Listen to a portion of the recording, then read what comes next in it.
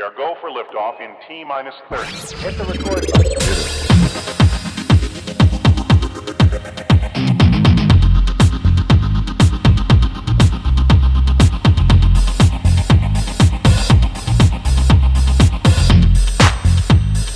Gosh, that's swell.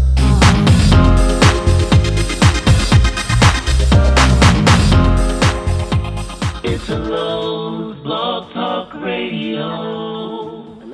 Hello. Welcome to another episode of Italo, Black Talk Radio.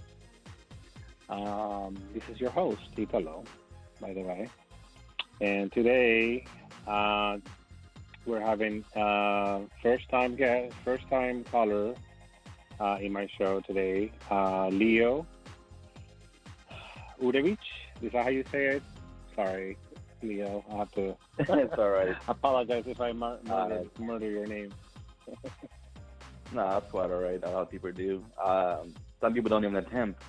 Like, I was doing a show at this one comedy club, and they're like, "Give it up for Leo," and I'm like, "Damn, yeah, you didn't try with the last name." Yeah, like Leo need. Yeah. I have trouble. Like, whenever I have a show on, I never check on the spelling, and I have to say it like a couple times. Udevich. Oh, yeah. Udevich. Yeah. But then sometimes Yeah. I mess it up all anytime. So welcome to the show, Leo. And for those that don't know Leo, Leo has been hosting half of the show Freedom of Speech Thursdays, which happens every Thursday, as the name says. And by the way, for those that are listening, you can also follow the Chef Comic. Is that the name on your Instagram, right? Yep. Yeah. Okay. It is. Yes, it is at the Chef Comic because I am a professional chef and film comedian. So I originally had it as 1L Funny because there's only one of me and I'm funny and my name starts with L, so I thought, oh, that'd be clever, 1L Funny. But then, some of my fellow artist friends, they're like, you're a chef. Why don't you use that as a stage name? And I thought, like, okay. So, I'm always open to new ideas. I'm always open to suggestions. So I said, okay. Right. So then I took their ideas and I kind of, changed it and put it into the Chef Comic. It kind of sounds like a utensil, like you use in the kitchen. Like, get my Chef Comic. I'm about to cook. Where's my Chef Comic? Where's my chef? Exactly. So let's begin talking about what we were discussing yesterday. I think yesterday was Thursday. Today, by the way, is Juneteenth for those that are celebrating June 19th, which I never knew what it meant until yesterday. Which is actually, I think a lot of people are finally paying attention, right? Because I don't know about you, Leo, but funny. I did not look into any of it. I didn't know what Kwanzaa was. I didn't know what Juneteenth is. I don't know about chokeholds, and I don't know about Wall Street. Yeah. I think the Black Wall Street. Yeah. Anyways. Yeah, my Southern friend had to educate me, and I'm like, wow, I never knew this. So, so now I feel like I'm gonna just true what they say, knowledge is power, because I didn't know this stuff, and once I somebody educates you this, some people might be like, oh, why are you trying to teach me stuff, and they try to get offended by it. I accept all forms of criticism. I accept all forms of somebody trying to teach me. I'll be honest. I think like everybody else, sometimes it is kind of difficult to accept because a lot of times, sometimes you're like, is he attacking me? And I'm like, no, it's coming from a good place. And I feel that's something people need to learn. Not everybody's out to get you. But sometimes people are like, you say something like critical, or you say something that I believe some kind of creative criticism, and then people get offended and they either delete your comment or like I don't want to talk to you anymore. You said I wasn't the greatest artist of all time. Like I'm sorry, I'm not gonna lie to you. So tell me something. I wanted to ask you because you've been hosting it. I don't know how long you've been hosting Freedom of Speech. Has it been a year or?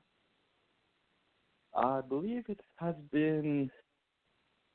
I mean, I actually am not that type of person that keeps track. I just do it because it makes people happy and makes me happy. So, I believe I was doing it for maybe 2 or 3 years, I would say, but I could also been doing it longer. Like I would say, right. like I would say something like, "Oh, I want to be doing it for 2 years," and somebody would be like, "No, you're not. I've been coming to those open mic nights for like 4 years, and you've been hosting." And I'm like, "Really? Okay."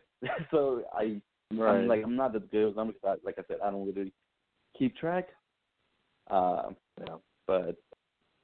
I just do it and just keep doing it, and it's not one of those things where I'm like, I can't wait until I hosted it for 5 years and I'll get a gold medal. That's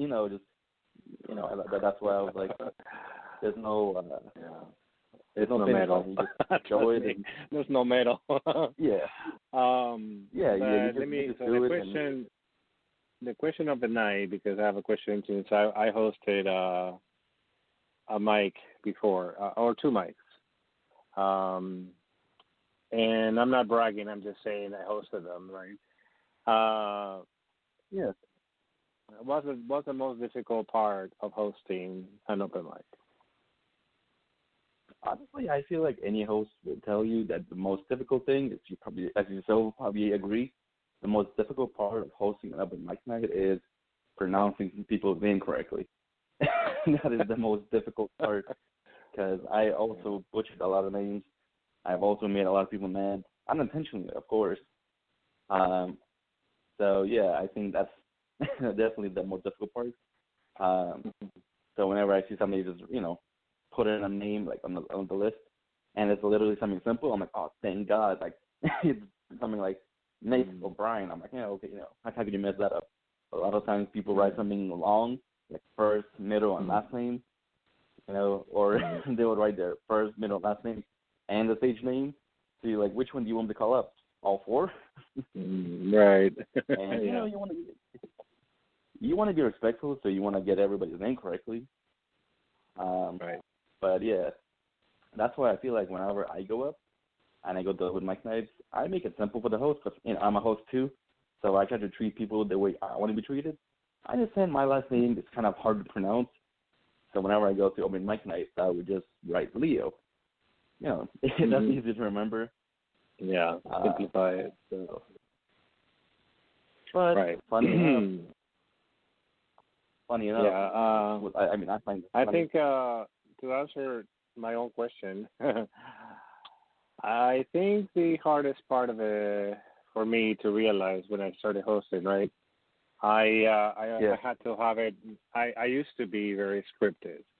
I used to be very, very, very scripted, to the point where I used to be like, okay, from 7 to 7:05, we're gonna serve hors d'oeuvres, pass out the the list of the people, and by that time, by 7:20, I was like that. I literally was like that.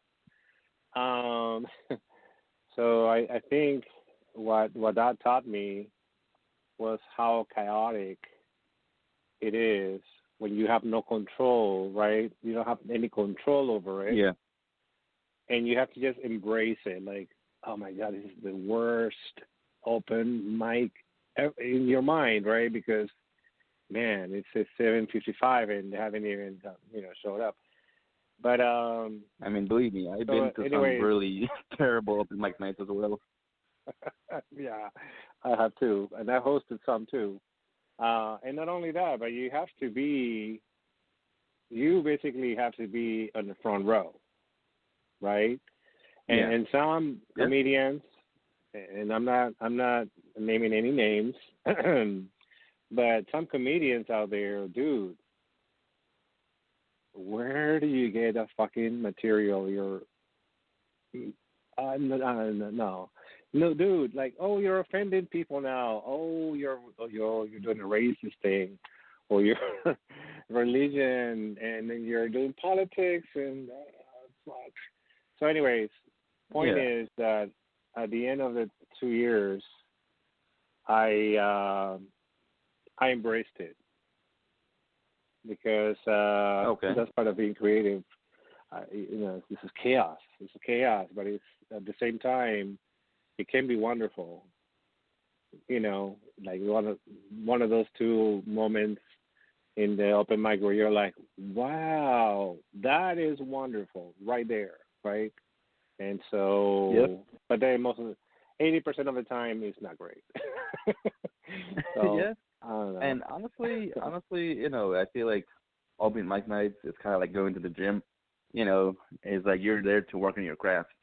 And a lot of times people are like that they go there and they're like that they'll get mad or they'll get upset. And I'm like, well, you're not there for them. You're there for you. So get something, do something that you want to do. And so it's definitely different everywhere you go because I've been to some amazing open mic nights, so it's like, wow, this is amazing. I've been to some really bad ones. So it all comes with the territory. So it's literally you get some good, you get some bad. All of it, no matter how bad the open mic is, you can still learn something from it. You can learn from other performers. You can learn what are they doing wrong, what is something you don't like. Let's hope I don't do it. I think everything is a learning opportunity. Yeah. And what are some of your pet peeves as far as hosting is concerned? As far as hosting, I don't really have that many pet peeves. I mean, I'm very easygoing, very straightforward. So I don't really have that many. I think people that are are not respectful, and they will come in and they'll have maybe an attitude like I'm the greatest and I'm the best and you're lucky that I'm here at the open mic night and you should treat me better than everybody else. And I'm like, that's not the case. I treat everybody the same.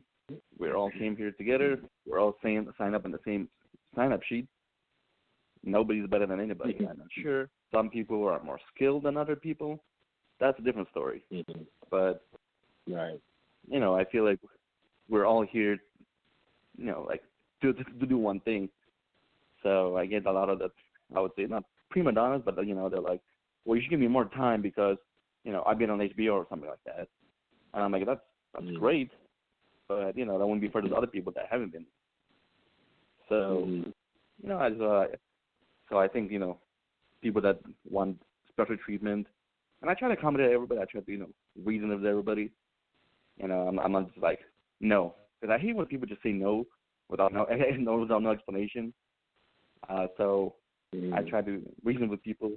But usually, it's very simple. Usually, never have an issue. Again, usually. There's also things that happen. Like people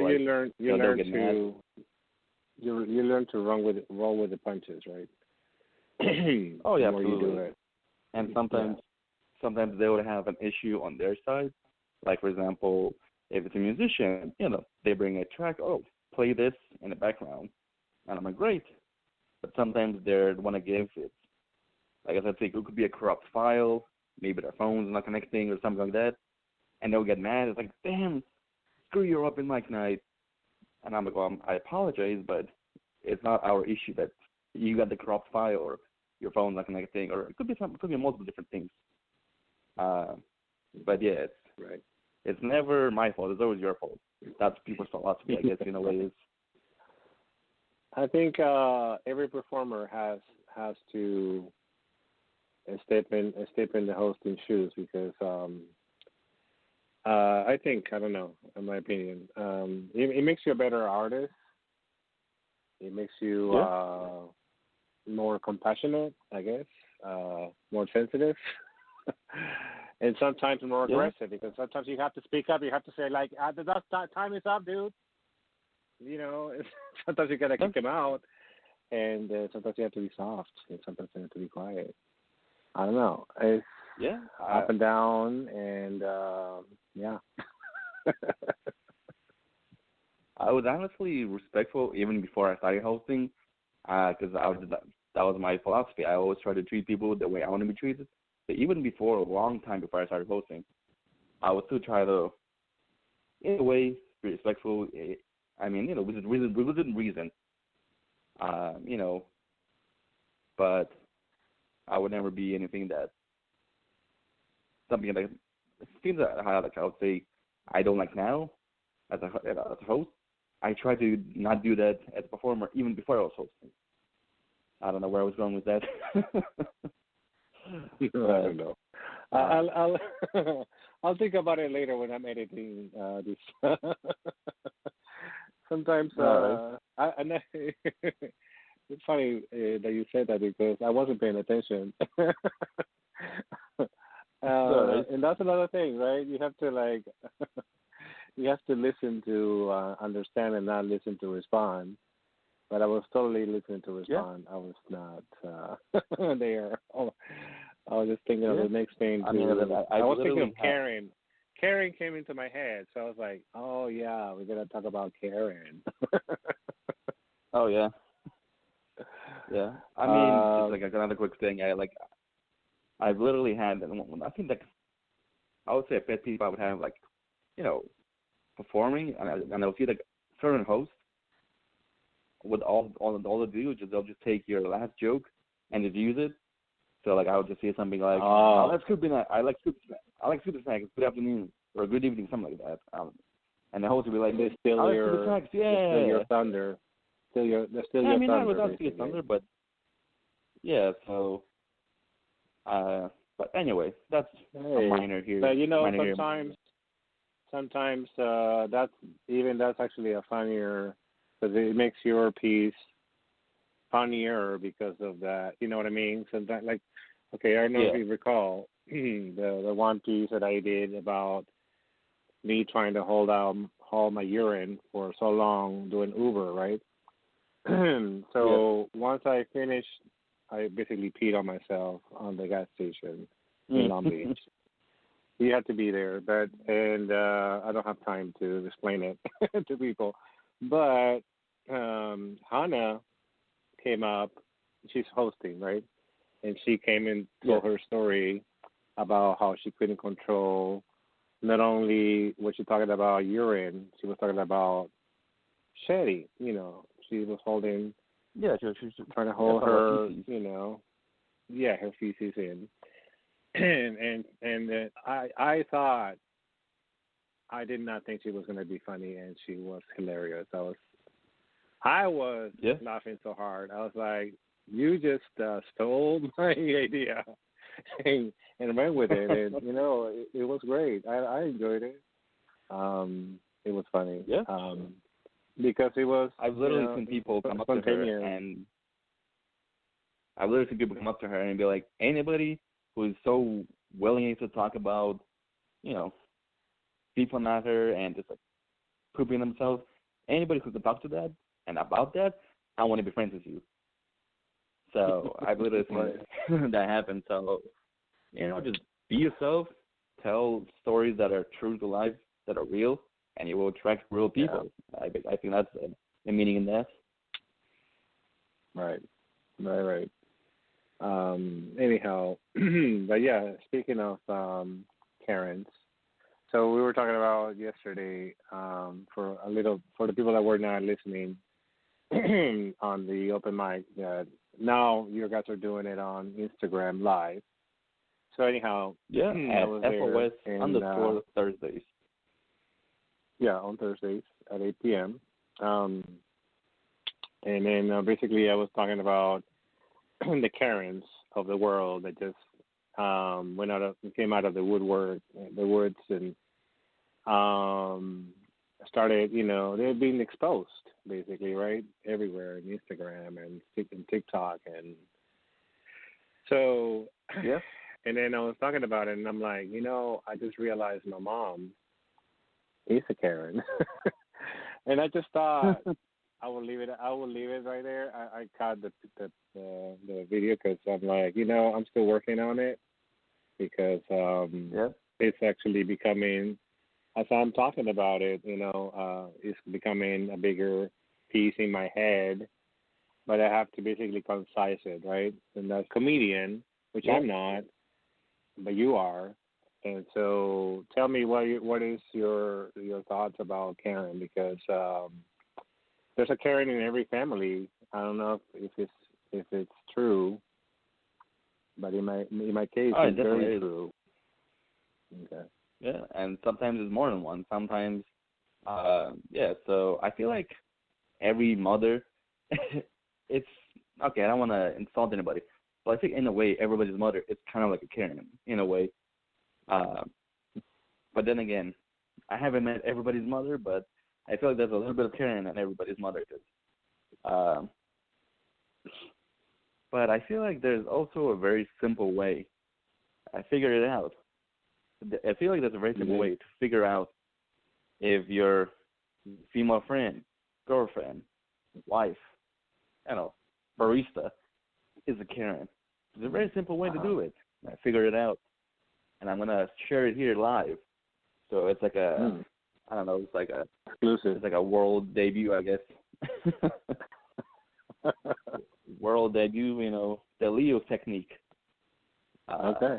How to figure out if your female acquaintance, female friend, female family member is a Karen. It's very simple. Okay. All you do is you show them a Karen meme. It could be any Karen meme. It has to be funny, and just show her a Karen meme. And if the person doesn't laugh and says, I don't get it, I'm sorry to break it to you, your friend is a Karen. That's one way. That's one way to do it. Another way would be to say, which hashtag are you going to pick? And you can just put All Lives Matter and Black Lives Matter, and which one do you go by, right? Because I was under the impression when I was a little bit of a Karen influence person, right? And so I always thought All Lives Matter is the politically correct thing to say, and people now still are thinking that way, right? But in this climate, political climate, and outrage of the people, outrage that are in the streets, right? It's very politically. It's like, okay, I don't know. It's like a defense, right? You're in defense. But if a Karen goes gung ho to All Lives Matter and tries to make a point about why All Lives Matter is the one, and then the Black Lives Matter, but then All Lives Matter, she's trying to explain it, then you call you Karen. Yeah. That's true. I just see it on TikTok, so I was like, that's a perfect example. And then, of course, they all want to talk to a manager. Oh yeah, that's a given. Off the bat, like you can literally show a person and use my method, and just show them a meme, and there's something about that's like, I want to speak to the manager. And you showed it to your female friend, and you showed her, and it's like, I want to speak to the manager. And your female friend or female family member says, yeah, what's the problem? I always ask to speak to the manager. Then I'm sorry to break it to you. Your family member is a Karen. Right. Or the ones that say, go back to your country, or go back to where you came from. Let's see, what else have I encountered? Or when they call me a wetback, when their last names are Hispanic last names, like Garcia, Sanchez, Chavez, Martinez, you have no right to say, go back to your country, whatever. You have like the least, you know what I mean, qualifications to say that. That's happened to me actually. So it's like, oh, hell to the fucking no. And I don't take things personally a lot of the times when I should. But those are those things that trigger me. I like in a minute. Yeah. No, I can see where you're coming from. Yeah. So what type of things does your family member, friend, girlfriend, I was going to say boyfriend, but your girlfriends, or what is some of the things that you found out you're like, fuck, you are a Karen? I would say the one like for example, my example that I pointed out, this is the early basis. I didn't come up with it right away, but there's like the early basis is that I showed my sister's boyfriend this funny meme. I thought it was funny.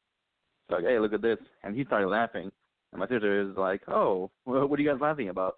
And I show her the meme, and it's Karen is like, I want to speak to the manager, or something like that. And my sister looks at the meme and she goes, I don't get it. And we're like, yeah, because you're probably the one person who does this. And my sister's like, yeah, I always ask to speak to the manager. So, yeah. Yeah. But right. I feel like I feel like not all Karens are bad. There's different levels, how bad they are. Right. So, just because somebody's a Karen doesn't mean automatically they're a terrible person. No, there are multiple people. Like, for example, your mom. Oh. Just because she's a Karen doesn't make her a bad person. No, I mean, I think there are different levels of Karenness. It's something I just came up with. Well, you haven't met my mom, but yeah. That's true. No, but that is true. Not to not to joke about it, but growing up, you look up to your parents and your elders and all that. So to me, what she was doing was right. When she was just pointing at a random person on the street and telling my dad to kick his ass, and he will go do it, right?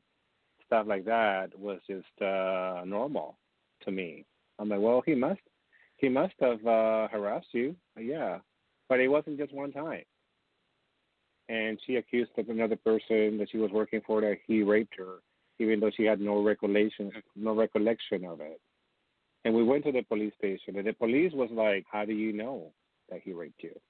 "Oh, I just have a feeling. I found a condom in the bed where I was sleeping." I'm like, that didn't seem right to me. I'm like, wait a minute. I thought you said, and now we're at the police station, and now you're changing your story. So, I'm like, what am I doing with this person? Like, you sound insane. And and then, I can go on and on. But there's things that she's done to me to make me feel like I'm crazy and I'm going insane and I'm bipolar and you're this and you're that and you're forgetful. You're going to get Alzheimer's and then you're going to, forget to tie your shoe and then you're going to have an accident if you don't do what you take your medicine. So all the little things that she does it's like the dog whistle, right? So a normal person would be like, well, she's, she's worried about her son and stuff. And it's like, no, you don't get it. You're not with her the whole time. I am. To you, you may say, well, that sounds nice. And I'm like, So, and I'm not making fun. I'm not making fun of my mom, but I'm just saying, like, there are some signs that point to yes. So, I feel like that's funny, but a lot of times people misinterpret it, and they misinterpret criticism with hating. Just because I point something out, I've shed some light into it, doesn't mean I hate you. It is, like you do something that I think is dumb. And so, like, for example, the other day, my mom was like, "Hey, because I'm quarantining with my parents," and so my mom was like, "Hey, your sister's at the store. Do you need anything?" And I go, "Yeah, we're running low on tea. so if she could pick up some tea. And she goes, "Damn it, Leo! How can you be so stupid? Really? She's gonna have to go to a different store just to buy tea. You can't buy tea on your own. You can't put your butt up and stop being lazy and just get some tea." Wow. And I'm like, "You literally asked me, your sister's at the store, do you need anything?" And I said, "Yeah, we're running low on tea." And then somehow she gets mad. The shade.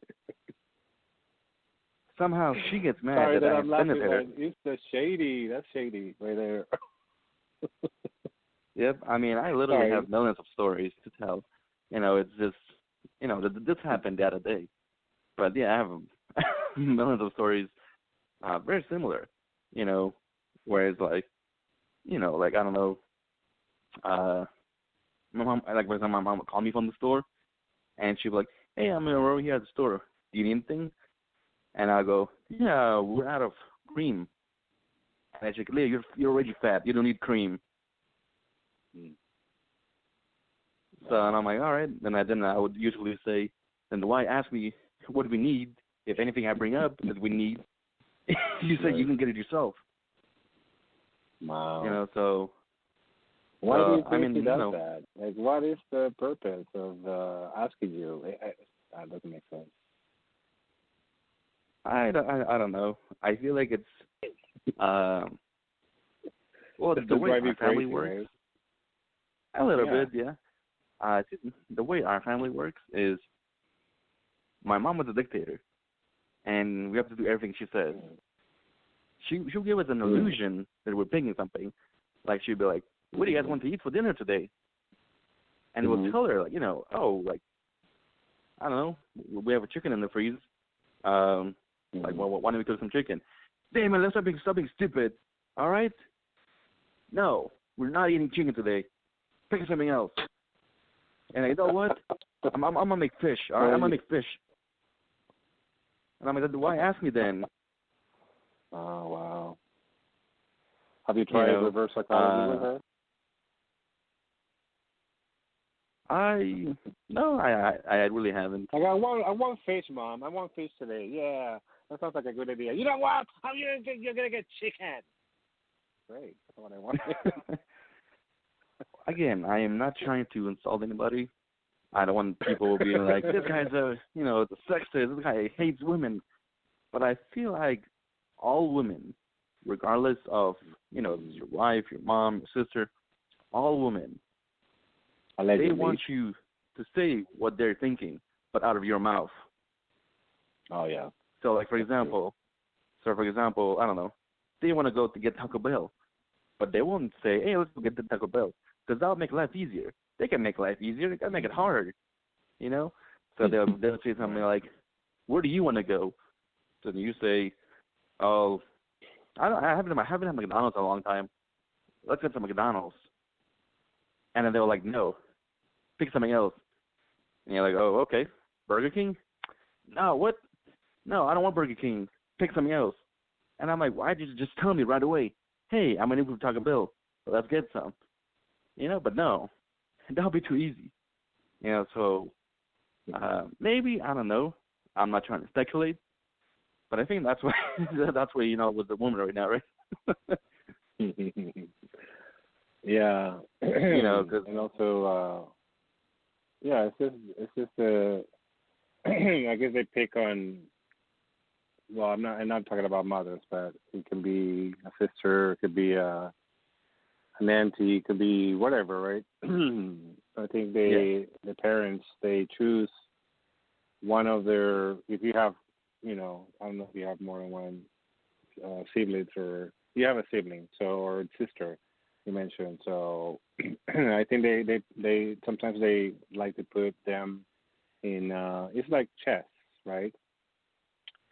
Or they have them just fight. Like, okay, let's just put, my daughter here, and Leo, you go over here and fight. Let's see who, and then you're the scapegoat as usual, and she's the golden child. Yep. So she's always perfect. She's can do nothing wrong. Say nothing. Say she's perfect. But yeah, Leo here, he wants chicken. And you know what? He's not gonna get chicken because Karen decided that her daughter's gonna choose, salami or whatever today or pizza. So I think I don't know if parents do it intentionally, but you know what? Sometimes you wonder. You're like, you're doing this intentionally, aren't you? You already knew what you were gonna get, so why you even ask me? I don't know. Yeah, That because makes sense. you see, the thing is, they want to give you an illusion that you're playing a part, that what they were going to get is something that you want. So it Right. doesn't always work that way, but I don't know. Yeah. Again, I'm not a mind reader, but I feel like almost all women wish that you were. And I'm sorry, ladies, but we guys, we're not mind readers. No, I'm sorry, but not sorry. That's the truth. I have encountered Karens like that, and I live with her or live with one for a very long time. So I know one. I know a Karen when I see one because I lived with her for a long time, and it took me 40 some years to finally claim my independence. So, guys, if you're still living with your mothers and they're driving you crazy, run. Like that. I don't know if you've seen that. Have you seen the skits on TikTok? Dun, dun, dun, dun, dun, dun, dun, dun, dun, dun. Run. That's what I feel like. Run for your fucking life, and don't look back. And wish her well. But mothers can be very, very toxic. And toxic people just want to attract more toxicity, and so it's never going to end. Yeah, don't get me wrong. I love my mom, and no matter how crazy she gets, she's still my mom. So I'm not, I'm not gonna get anything against her. Same thing with your sister, same thing probably with your girlfriend. No matter how crazy they get, you still love them. I think it's the same thing with guys. I'm not saying guys are perfect. Guys are far from perfect. We say stupid stuff, we do stupid stuff. But yeah, so I think that nobody's perfect, but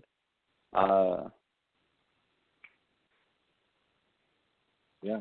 Again, I had a point. I swear I had a point. Right. I thought you were done. Yeah, no. You were saying that she's I'll, not. You were saying that you love your mom, and that's where you ended up, and then you got lost in the forest. Yeah. So. What was I going it's literally, hey, follow me, I know the way, and you basically you go to the forest, and you're like, all right, why are we in the forest? I don't know, you told us to go in the forest. I did? Oh. I want to go to the beach. Leo, you picked the forest. Why do you pick the forest? Yeah, I think maybe the point I was trying to make is that you got to deal with them, because, we guys do stupid stuff, women do stupid stuff. So if we might say stupid stuff, we might pick each other off. But at the end of the day, you're still with her family, and that's why I feel like, my mom might drive me crazy, but I still love my mom. Hey, everybody loves their mom until they push you too far. But you know what, Leo, it's almost 42 minutes. I gotta wrap it up now. As you know, it's the time of the interview where I have to rush it out. So, anyways, tell people how they can follow you. Thank you for coming, of course, or calling. How do you want people to see your comedy? To maybe go to freedom of speech. Go for it. You have 2 minutes. So I had way more on the subject, but it's a shame we only have 45 minutes. I know I literally got, loads of material. Yeah. But if you want to follow me, it's very simple. You can follow me either on Twitter at the Chef Comic. I'm not as frequent on there, but it's also on, if let's say you're only on Twitter and you want to follow me on there. I occasionally post some stuff there. I'm more often on Instagram at the Chef Comic, so Twitter and Instagram. I'm both at the Chef Comic. I also host a weekly open mic night every Thursday at 8 p.m. Currently, we're doing it on Instagram Live at FOS_Thursdays. That's FOS_Thursdays. Usually, we set up a list on Wednesdays, and where you can direct messages and say, hey, I would like to go number 5. Or, hey, I'm Brandon. I do music. I like to perform. And I'm sure, which spot would you like? I'd like to do number 2, or I want to open up the show. Put me number 1. I want to open up the show. Great. It's as simple as that. Show up on Thursday at FOS_Thursdays, and we'll go live, and we'll add you to the live stream. As simple as that. So, yeah. All right, Leo. That's your time. As you say, that's your time. We're trying to make it as Thank simple you as very possible. much once again. And then for those who are following me, as you know, I always end up with this. You didn't see this coming, did you? We are go for liftoff in T-minus 30. Hit the record button.